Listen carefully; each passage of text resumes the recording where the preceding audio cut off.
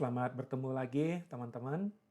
Sekarang kita akan membahas tentang bagaimana mengolah data apabila model penelitian kita mempergunakan variabel intervening, di mana kali ini kita akan menyelesaikannya dengan mempergunakan SmartPLS 3.3.3. Langkah pertama yang harus kita siapkan itu adalah menyiapkan data dalam bentuk Excel berformat CSV.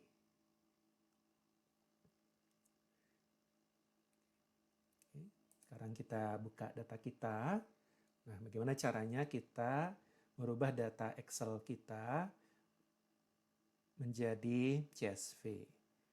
Nah, hal yang perlu diperhatikan di sini, di dalam data Excel berformat CSV ini tidak boleh ada sheet yang lain. Jadi dalam arti sheet-nya harus satu. Jadi kalau ada sheet yang lain ya teman-teman harus hapus terlebih dahulu. Kemudian teman-teman langkah selanjutnya adalah file save as. Kemudian diberi nama.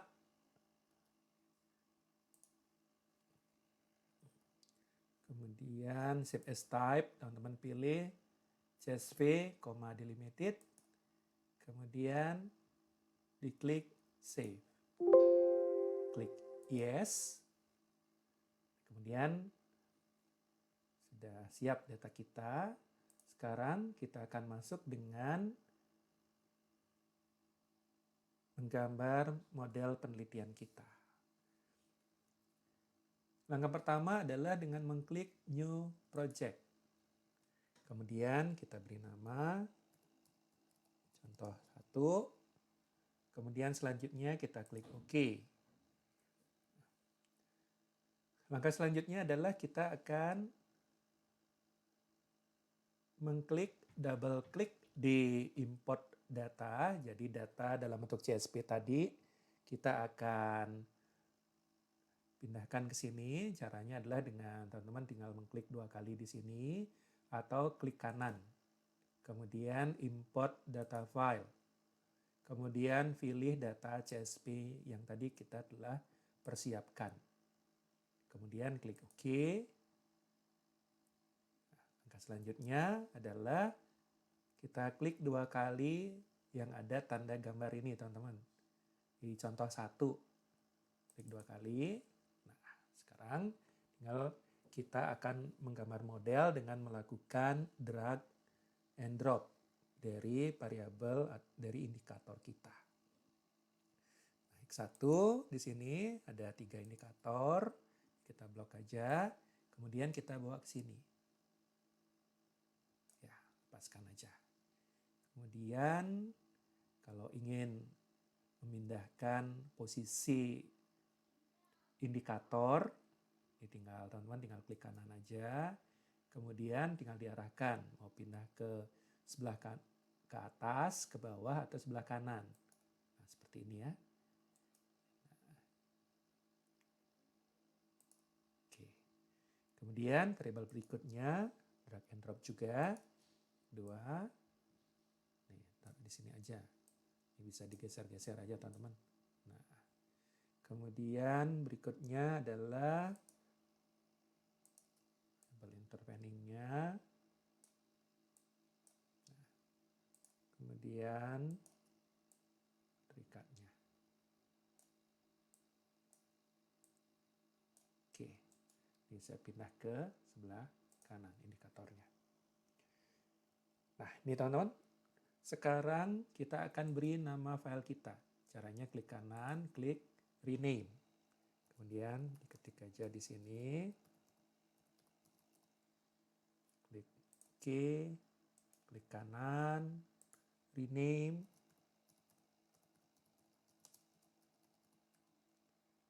Klik OK, klik kanan, rename. Oke, klik kanan, rename. Oke. Kemudian ini masih warnanya masih merah. Bagaimana caranya supaya tidak merah? Kenapa demikian? Karena kita belum menghubungkan atau menarik garis hubungan antar variabel. Caranya adalah klik connect, kemudian kita hubungkan variabel gaya kepemimpinan terhadap motivasi. Kita jadikan hipotesis yang pertama, di mana semakin baik gaya kepemimpinan, maka akan meningkatkan motivasi kerja karyawan. Kemudian hipotesis 2, semakin baik lingkungan kerja karyawan, maka akan semakin baik motivasi kerja karyawan. Kemudian hipotesis 3, semakin baik gaya kepemimpinan, maka akan meningkatkan kinerja karyawan. Nah, sehingga teman-teman bisa lihat sekarang warnanya biru ya. Nah, sekarang masuk ke hipotesis yang keempat. Semakin baik lingkungan kerja, maka akan meningkatkan kinerja karyawan. Hipotesis 5, semakin baik motivasi kerja karyawan akan meningkatkan kinerja karyawan. Nah, kemudian hipotesis 6, semakin baik gaya kepemimpinan akan meningkatkan kinerja karyawan melalui motivasi kerja. Dan hipotesis ketujuh, semakin baik lingkungan kerja akan meningkatkan kinerja karyawan melalui motivasi kerja. Jadi 7 buah hipotesis akan kita selesaikan. Caranya adalah yang pertama kita akan menilai outer model atau measurement model dengan melihat cross loading atau validitas atau uji validitasnya dengan melihat nilai cross loadingnya. Kemudian yang berikutnya adalah dengan melihat reliability-nya. Oke, caranya adalah klik calculate, kemudian klik PLS algorithm. Kemudian dibiarkan di full, kemudian klik start calculation. Nah, kemudian kita lihat di sini ya teman-teman ya. Nah, ini dia. Uji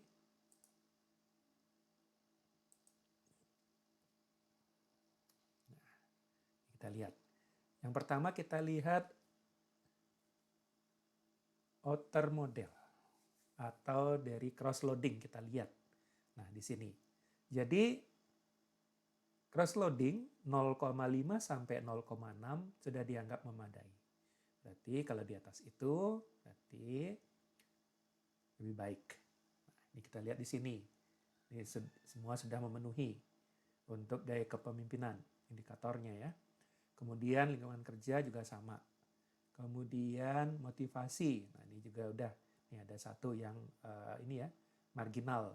Biasanya kalau yang marginal 0,5 sampai 0,6 diwarnai merah biasanya. Di validity dan reliability. Lagi sebentar kita lihat. Kemudian untuk kinerja ini juga di atas nilai marginal. Nah, sekarang kita lihat ya, teman-teman ya. Kita klik PLS algorithm di sini, kemudian kita lihat construct reliability and validity. Kita lihat di sini. Nah, kemudian ini kita jadikan dasar untuk melihat reliabilitas model kita. Nah, dari gambar ini sekarang kita akan buktikan. Nah, kita lihat di sini outer loading. Nah, sini yang saya sampaikan tadi. Nah, ini ya. Nah, ini lihat. Ini 0,847. Ini sesama 0,847. 0,893. Nih, 0,893 sama. Nah, ini jadi yang sudah memenuhi gitu ya. Ini pas diberi tanda hijau. Jadi dengan melihat warna kita sudah mengetahui bahwa sudah memenuhi atau cross loading kita di atas 0,5 gitu ya. Kemudian yang marginal seperti yang saya sampaikan tadi ditandai merah karena ini marginal karena syaratnya 0,5 berarti dengan melihat cross loading berarti model kita memenuhi atau sudah disebut dengan valid. Kemudian selanjutnya kita melihat reliability-nya. Kita klik construct reliability and validity. Nah, kita lihat dengan melihat cronbug alpha-nya kita lihat, ini tinggal kita besarkan aja ya teman-teman. A, kemudian composite reliability, kemudian API. Nah, ini kepanjangannya. API. Jadi syaratnya adalah nilai API itu di atas 0,5, kemudian cronbug alpha, rho A, composite reliability, ini di atas 0,7. Ini sama juga perlakuannya tadi ya teman-teman ya. Jadi dari warna kita sudah menentukan.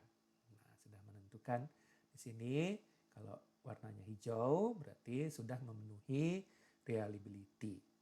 Kemudian bagaimana kalau ada yang bertanda merah di sini? Nah, kalau ada yang bertanda merah berarti kita cek di auto-loading gitu ya. Kemudian kita lihat di sini yang merahnya. Nah, merah itu kita harus hilangkan atau kita drop ya. Kita harus hilangkan satu persatu dimulai dari outer atau cross loading nilai yang terendah. Itu kita hilangkan satu persatu. Kemudian kita hilangkan satu, kita drop satu, kemudian kita lakukan lagi, klik calculate, kemudian kita pilih ini ya, PLS algorithm lagi seperti tadi. Nah ini ya, kita klik calculate. Kalau kita mau drop, ini tinggal diklik kanan gitu ya, diklik kanan aja, delete gitu ya. Kemudian setelah di delete, kita lakukan lagi. Kalau misalnya yang di sini cross loadingnya paling rendah gitu ya. Nah, sehingga kita klik kanan, kita delete, kemudian kita lakukan lagi klik PLS algorithm, kemudian cek lagi gitu ya. Cek lagi ada nggak yang di bawah 0,5 gitu ya. Dan begitu seterusnya sampai kita menemukan atau mendapatkan cross loading yang di atas 0,5. Dan construct reliability and validity-nya untuk API ini di atas 0,5, cronbug alpha, composite, reliability, dan rho A itu di atas 0,7. Oke, karena di sini sudah memenuhi baik validitas dan reliabilitas. Sekarang kita akan masuk dengan pengujian hipotesis atau pengujian model struktural atau bisa disebut dengan inner model. Nah, caranya adalah kita posisikan di sini, kemudian klik calculate, kemudian kita klik bootstrapping. Nah, karena tadi hipotesisnya kita menyebutkan positif, lebih tinggi gitu ya, lebih baik, berarti kita klik di sini, test type-nya adalah one tail. Kalau tidak kita menyebutkan positif, lebih baik, lebih tinggi, dan lain sebagainya, nah berarti kita klik two tail. Nah, kemudian kita klik start calculation. Oke, selesai. Oke, sekarang kita lihat model kita ya.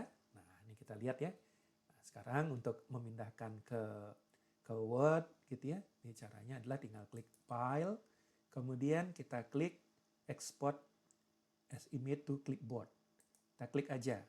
Kemudian kita buka Word kita, ini klik this saja. Nah, ini bisa kita kecilkan gitu ya. Kita bisa besarkan dan seterusnya. Oke. Nah, kemudian kita kembali ke Smart PLS kita.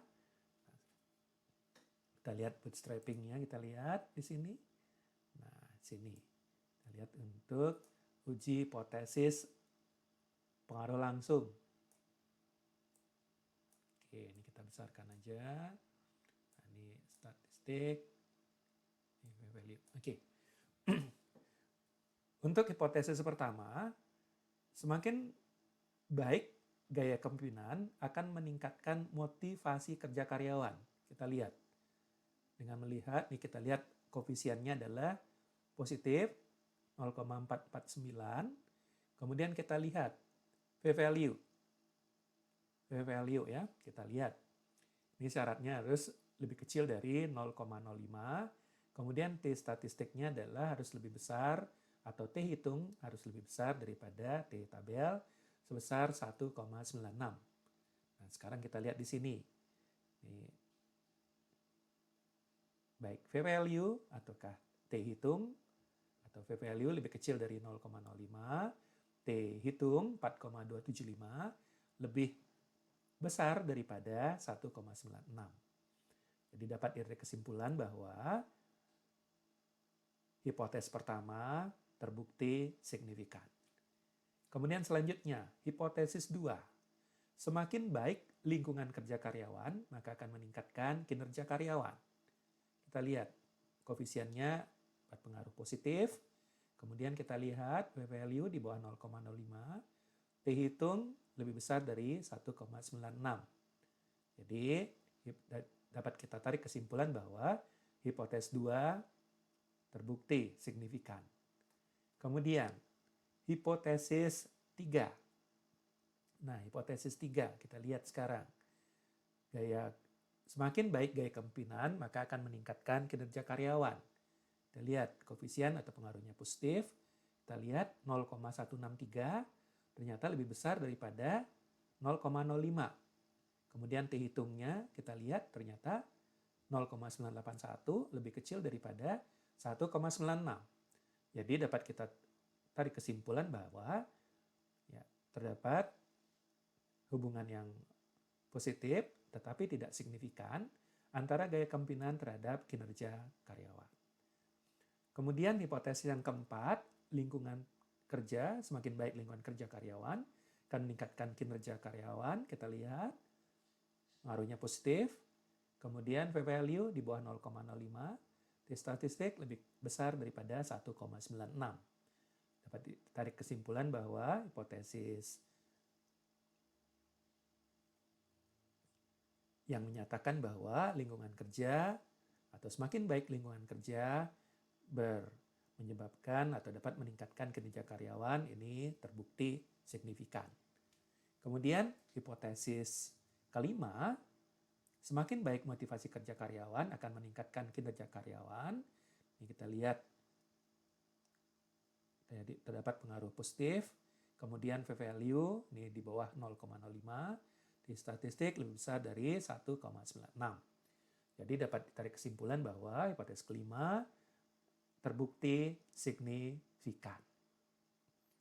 Kemudian selanjutnya untuk mengetahui pengaruh tidak langsung. Nah, ini bisa kita lihat dari, atau kita klik, specific indirect effect. Nah, oke. Kita besarkan aja ya teman-teman ya. Nah, oke, bersama dengan yang tadi. Jadi hipotesis ke-6 yang menyatakan bahwa semakin baik gaya kepemimpinan akan meningkatkan kinerja karyawan melalui motivasi kerja. Ini terdapat pengaruh positif. Kita lihat P-value 0,014. Ini lebih kecil daripada 0,05. Kemudian T hitung kita lihat 2,205. Ini lebih besar daripada 1,96. Jadi dapat ditarik kesimpulan bahwa hipotesis ke-6 yang menyatakan bahwa gaya kepemimpinan atau semakin baik gaya kepemimpinan akan mempengaruhi kinerja karyawan melalui motivasi kerja itu terbukti signifikan. Kemudian hipotesis ke-7 yang menyatakan bahwa semakin baik lingkungan kerja karyawan akan meningkatkan kinerja melalui motivasi kerja. Kita lihat koefisiennya adalah positif, terdapat pengaruh positif. Kemudian P-value kita lihat 0,058, lebih besar daripada 0,05. Kita lihat T hitungnya 1,577, jadi lebih kecil daripada 1,96. Jadi dapat ditarik kesimpulan bahwa hipotesisnya menyatakan semakin baik lingkungan kerja karyawan meningkatkan kinerja melalui motivasi kerja tidak terbukti signifikan. Nah, kemudian untuk melihat besarnya kontribusi variabel bebas atau eksogen terhadap endogen, kita bisa melihat dari nilai atau koefisien R-square. Kita klik PLS algorithm, kemudian kita klik R-square di sini, teman-teman. Nah, sekarang kita bisa lihat di sini. Jadi, kontribusi gaya kepemimpinan dan lingkungan kerja terhadap motivasi kerja karyawan itu adalah sebesar 0,461 atau 46,10%. Motivasi dipengaruhi oleh gaya kepemimpinan dan lingkungan kerja. Kemudian selanjutnya, kontribusi gaya kepemimpinan, lingkungan kerja, dan motivasi terhadap kinerja karyawan itu adalah sebesar 0,410 atau 41%. Gaya kepemimpinan, lingkungan kerja, dan motivasi mempengaruhi kinerja karyawan. Oke, nah sampai di sini penjelasan saya tentang tutorial singkat bagaimana kita menyelesaikan model riset yang ada variabel intervening dengan mempergunakan Smart PLS versi 3.3.3. Oke, terima kasih atas perhatiannya. Sampai ketemu di tutorial berikutnya. Terima kasih.